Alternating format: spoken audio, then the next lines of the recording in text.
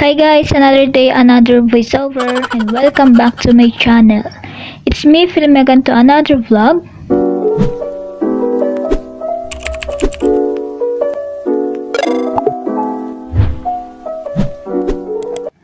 Sa araw na ito, samahan niyo ako maglakad muna at tayo ay patungo sa sakayan ng mga bus.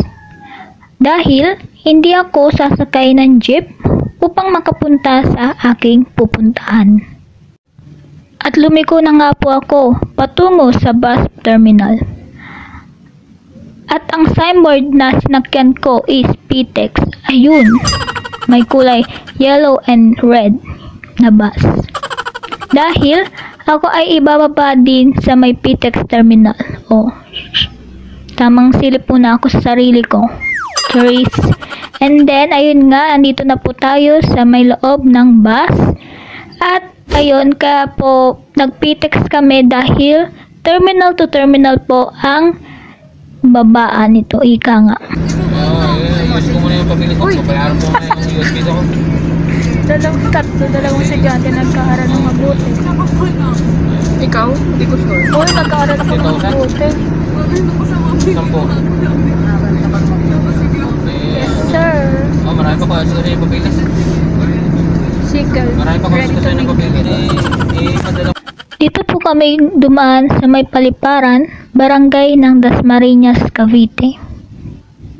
Pagkatapos ng napakahabang paglalakbay, kami po ay nakarating na dito sa may PTEX terminal. Ako po ay sumandali pumunta dito upang mag-CR. So, reach daw na kami dito sa nandito ako ngayon sa comfort room. Right after, sakay na kami papunta ng dorm ng kapatid ko. In-update ko lang yung vlogs. Kumain muna po kami bago kami pumunta sa aming pupuntahan. Kasi guys, anong oras na wala pa kaming kain, kaya kumain muna kain.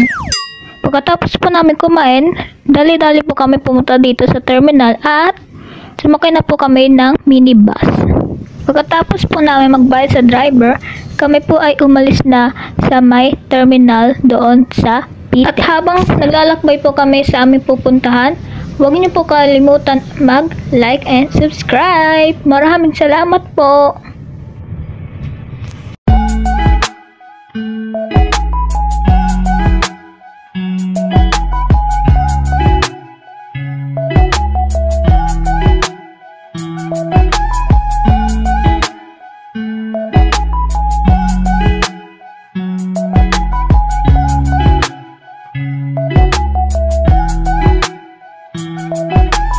And finally, nandito na po kami sa my PATS!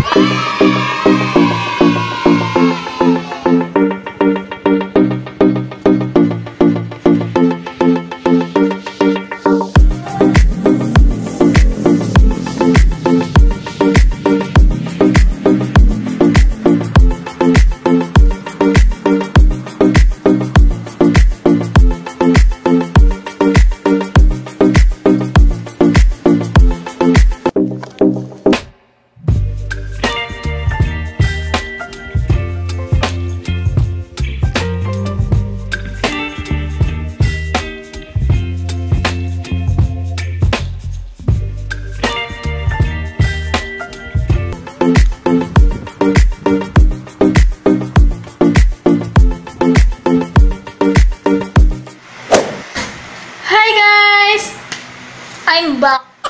So, after how many hours, paputol-putol aking vlog. So, finally, nandito na po ako sa condominium. Woo! Condominium, no? Nandito na po ako sa dorm ng aking kapatid. Ayan po, itutur ko kayo pansamantala po. Ayan. Bali, dalawa po ang bed dito, no? Double deck po ang kanilang bed. Ito ang pwesto ng kapatid ko. Tapos yung roommate niya, another 2 beds. Ayan. Bali, 4 sila nandito. Pero, ayun, i-update ko lang din kayo. Kompleto na po sila dito. No, kompleto na po sila. So, ayun, itutur ko kayo dito. Dorm tour. Bali guys, ito yung main door nila. Ayan. Tapos, pag pumasok tayo dyan, ito po ang agad ang makikita nyo. Ayan. Ito po ang kanilang sink. Tapos, lutuan nila. Tapos, yung mga plato, lalagyan ng plato. Ayan. Yung ref nila, refrigerator. Hati na silang 4 dyan. And then, ito po yung cabinet ng kapatid ko. Hindi natin siya ma-open dahil wala po akong susi. Nakalak po yan. Yan, mga cabinet po nila. Yan. May curtain. Tapos, study table nila or kainan nila. Another cabinet. And, ayan, curtain ulit. Yan. Tapos, ito, like I said earlier, 4 po ang matutulog dyan. Bali, 2 lang po ang double deck, pero 4 po sila ang matutulog dyan. Ayan. Ayan. Ayan na po ang kabuuan ng room nila. Ayan, may aircon din sila. And guys, ito ang pinakamalupit na ano. Sure. Ito po yung labas ng kanilang dorm room. Ayan. Let's go. Okay guys, dito naman po tayo sa comfort room. Ito po ang kanilang comfort room. Yan. Pagkabukas po ng pintuan, ano po agad ang makikita nyo. Ayan po agad ang makikita nyo. So far, malinis naman po ang kanilang comfort room. Ayan. Yan.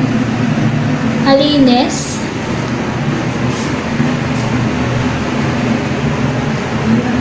With 1 shower, tapos 2 yung faucet nila. Tapos guys, yung narinig yung maingay, ayan po, exhaust fan niya tatawag din. Ayan. Pag pinatay po natin yan, automatic mapapatay po yung ilaw. Kasi, ayan, papatay po natin ha. Ayan po, automatic wala po yung ilaw. Then, may window din. So, yun nga guys, ay po ang kabuuan na CR nila. Yan, malinis po ang kanilang bathroom. Paliguan, ika nga. Yan guys. So, ayun, tinur ko na kayo dito sa dorm nila, and ayun nga mga loves. Ayun, hindi ako nakatira dito, no. Charot. So, station, no, taga Cavite ako, tapos nag-ID pa ako. Pero I'm proudly Lyceans pa rin, mga loves. No? So, nag-iingat din ako dito sa school na to dahil sikat din tong eskwelahan na to. Parehas kami nasa sikat na eskwelahan. Kaya ingat-ingatan tayo. Woo! Kaya tapos, update lang, nagpaiwan ako dito sa dorm dahil si mami, pati yung kapatid ko, pumasok sa mismong paths, no? Mismong doon sa school nila. And nagpaiwan ako dito, baka hindi nga ako papasukin, no? Kasi hindi naman ako dito nag-aaral. Dahil ako lang mag-isa dito sa room na to, ako muna ay mag-TikTok. Yes! Requirements natin yan, mag-TikTok.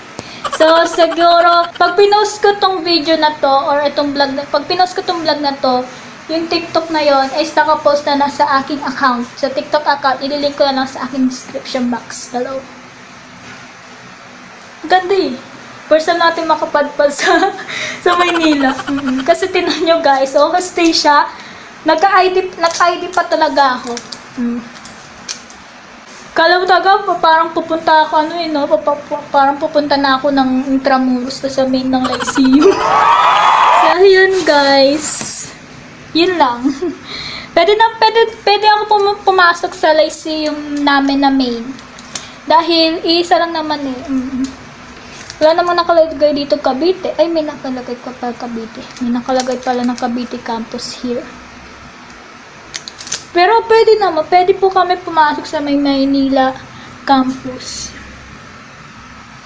Tapos lalo na kapag naka-uniform kami. Kasi iisa lang ho ang uniform ng Manila, ng Cavite, ayun. Except na lang sa Batangas kasi like me, ang uniform namin parang seaman. Kasi sa Batangas branch ng Lyceum, para talagang seaman na seaman yung lalo na sa lalaki. Kaya lang guys, na-tour ko na. Dito ko muna kayo iwan. Hello world! So, palabas kami ng tour. At pupunta kami ngayon sa Walter Mart. Walking distance lang daw. Makikita niyo mga mamshi.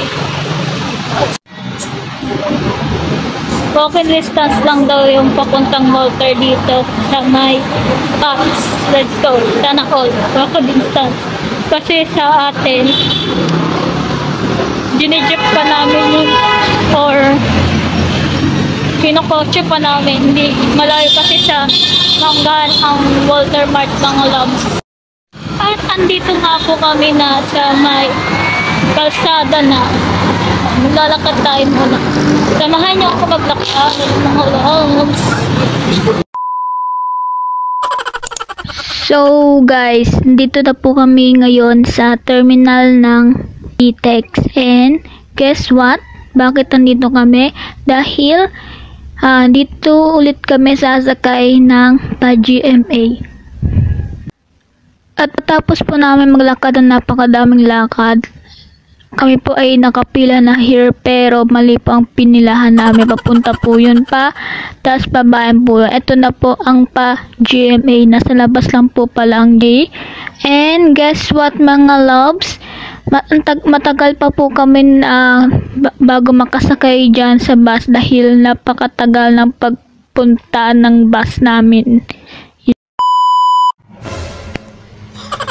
Hi guys! So, it's another day na kasi nung nag-film ako galing sa dorm ng kapatid ko, yung kinagabihan nun, antok na ako, wala na akong energy. And yes, no more energy na mga moms. Kaya, ayun, ngayon lang ako mag-outro. So, ayun, pinakita ko na sa inyo yung dorm ng kapatid ko. And today is Sunday. Ayun. At nandito ako ngayon sa mother house namin. Na ayun nga mga loves, pinakita ko na po sa inyo yung dorm ng kapatid ko. Bali nag dorm tour. Hindi ko na inikot yung buong hindi ko na naipakita sa inyo yung loob ng PATS dahil 50-50 talaga ako kung sama ako sa kanila noon. So, nagpaiwan na talaga ako sa dorm ng kapatid ko. And then, ayun. As you can see, kakagising ko lang yan mga loves dahil kakagaling lang din namin sa church kanina. Pero, dapat itong oras, nasa church pa ako kasi wala kami practice every Saturday na. And no worries, and don't worry, mag-vlog din ako doon. Puro lang tayo daily vlog na. Ayun, tuwing Saturday na po ang napagkasunduan namin na magpa-practice. Kasi, ayun nga, dapat ang Sunday, dapat, di ba, sa family day dapat yan. So, ayun, napagkasunduan namin every Saturday na ang practice. Tapos, ang rehearsal naman nun Sunday morning. Kaya, ayun, mag-invest kami ng oras na gumising, no? Grabe lang kumakata na yun. Gumising ng umaga every Sunday para makapag-rehearse, no? Though, nakapag-practice naman kami nung Saturday. Pero, bago magsimula ang Sunday celebration, dapat makapag-rehearse namin. Parang i-recap lang namin yung pre-practice namin noong Saturday. So, ayun nga, dito ko na din po tatapusin ang vlog na to, no? So, thank you for watching, mga loves. And don't forget to like, comment, and subscribe. Then tap the notification bell for it to be notified whenever I posted the new videos. So, ayun, mag-ingat kayo dyan palagi.